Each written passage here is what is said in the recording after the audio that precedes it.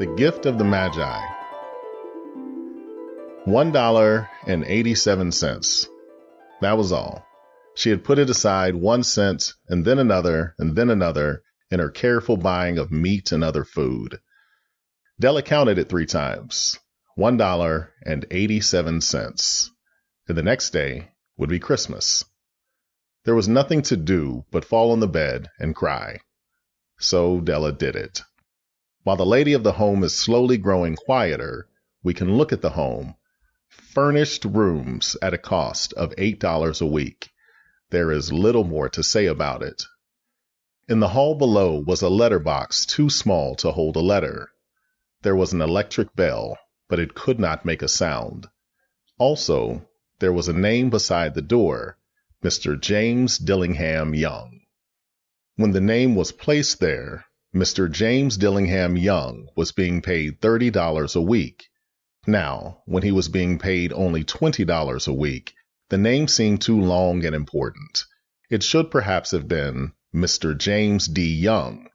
But when Mr. James Dillingham Young entered the furnished rooms, his name became very short indeed.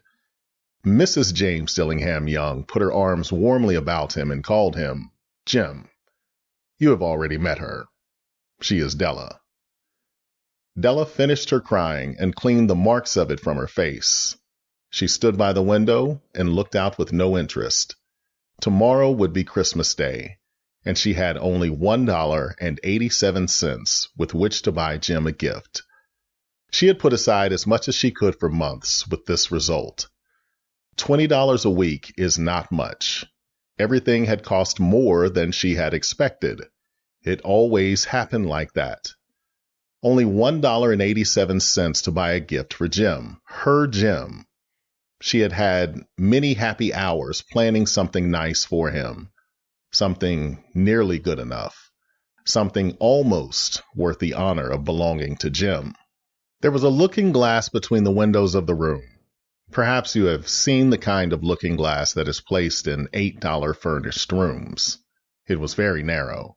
A person could see only a little of himself at a time. However, if he was very thin and moved very quickly, he might be able to get a good view of himself. Della, being quite thin, had mastered this art. Suddenly she turned from the window and stood before the glass. Her eyes were shining brightly, but her face had lost its color. Quickly she pulled down her hair and let it fall to its complete length. The James Dillingham Youngs were very proud of 2 things which they owned. One thing was Jim's gold watch. It had once belonged to his father, and long ago it had belonged to his father's father. The other thing was Della's hair. If a queen had lived in the rooms near theirs, Della would have washed and dried her hair where the queen could see it. Della knew her hair was more beautiful than any queen's jewels and gifts. If a king had lived in the same house, with all his riches, Jim would have looked at his watch every time they met. Jim knew that no king had anything so valuable. So now Della's beautiful hair fell about her, shining like a falling stream of brown water. It reached below her knee. It almost made itself into a dress for her. And then she put it up on her head again, nervously and quickly. Once she stopped for a moment and stood still, while a tear or 2 ran down her face. She put on her old brown coat. She put on her old brown hat. With the bright light still in her eyes, she moved quickly out the door and down to the street. Where she stopped, the sign said, Mrs. Safrani, hair articles of all kinds. Up to the 2nd floor Della ran and stopped to get her breath. Mrs. Safrani, large, too white, cold-eyed, looked at her. Will you buy my hair? Asked Della. I buy hair, said Mrs. Safrani. Take off your hat and let me look at it. Down fell the brown waterfall. $20, said Mrs. Safrani, lifting the hair to feel its weight. Give it to me quick, said Della. Oh, and the next 2 hours seemed to fly. She was going from one shop to another to find a gift for Jim. She found it at last. It surely had been made for Jim and no one else. There was no other like it in any of the shops, and she had looked in every shop in the city. It was a gold watch chain, very simply made. Its value was in its rich and pure material. Because it was so plain and simple, you knew that it was very valuable. All good things are like this. It was good enough for the watch. As soon as she saw it, she knew that Jim must have it. It was like him. Quietness and value. Jim and the chain both had quietness and value. She paid $21 for it, and she hurried home with the chain and 87 cents. With that chain on his watch, Jim could look at his watch and learn the time anywhere he might be. Though the watch was so fine, it never had a fine chain. He sometimes took it out and looked at it only when no one could see him do it. When Della arrived home, her mind quieted a little. She began to think more reasonably. She started to try to cover the sad marks of what she had done. Love and large-hearted giving, when added together, can leave deep marks. It is never easy to cover these marks, dear friends. Never easy. Within 40 minutes, her head looked a little better. With her short hair, she looked wonderfully like a schoolboy. She stood at the looking glass for a long time. If Jim doesn't kill me, she said to herself, before he looks at me a second time, he'll say, I look like a girl who sings and dances for money. But what could I do? What could I do with $1.87? At 7, Jim's dinner was ready for him. Jim was never late. Della held the watch chain in her hand and sat near the door where he always entered. Then she heard his step in the hall, and her face lost color for a moment. She often said little prayers quietly about simple everyday things. And now she said, Please, God, make him think I'm still pretty. The door opened and Jim stepped in. He looked very thin, and he was not smiling. Poor fellow, he was only 22, and with a family to take care of. He needed a new coat, and he had nothing to cover his cold hands. Jim stopped inside the door. He was as quiet as a hunting dog when it is near a bird. His eyes looked strangely at Della, and there was an expression in them that she could not understand. It filled her with fear. It was not anger, nor surprise, nor anything she had been ready for.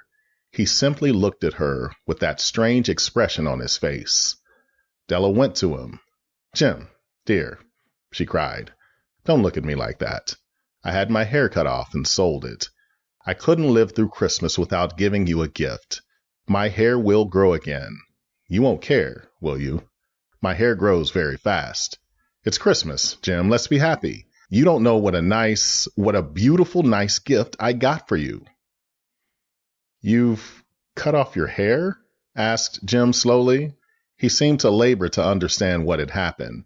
He seemed not to feel sure he knew. Cut it off and sold it, said Della. Don't you like me now? I'm me, Jim. I'm the same without my hair. Jim looked around the room.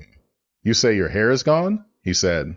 You don't have to look for it, said Della. It's sold, I tell you, sold and gone, too. It's the night before Christmas, boy. Be good to me, because I sold it for you. Maybe the hairs of my head could be counted, she said, but no one could ever count my love for you. Shall we eat dinner, Jim? Jim put his arms around Della. For 10 seconds, let us look in another direction. $8 a week or $1 million a year. How different are they? Someone may give you an answer, but it will be wrong. The Magi brought valuable gifts, but that was not among them. My meaning will be explained soon. From inside the coat, Jim took something tied in paper. He threw it upon the table. I want you to understand me, Dell, he said. Nothing like a haircut could make me love you any less. But if you'll open that, you may know what I felt when I came in.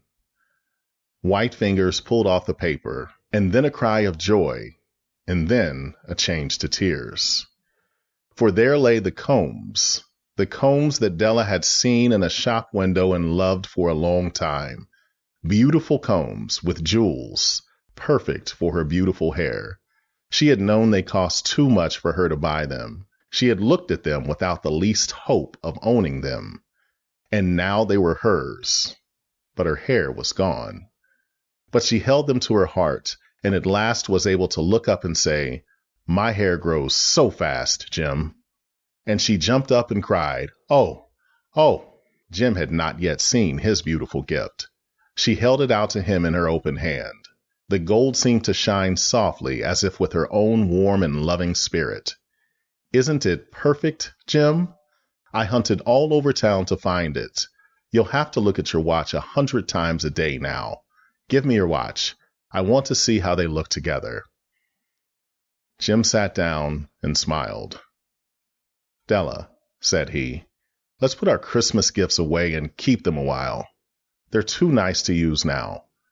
I sold the watch to get the money to buy the combs, and now I think we should have our dinner."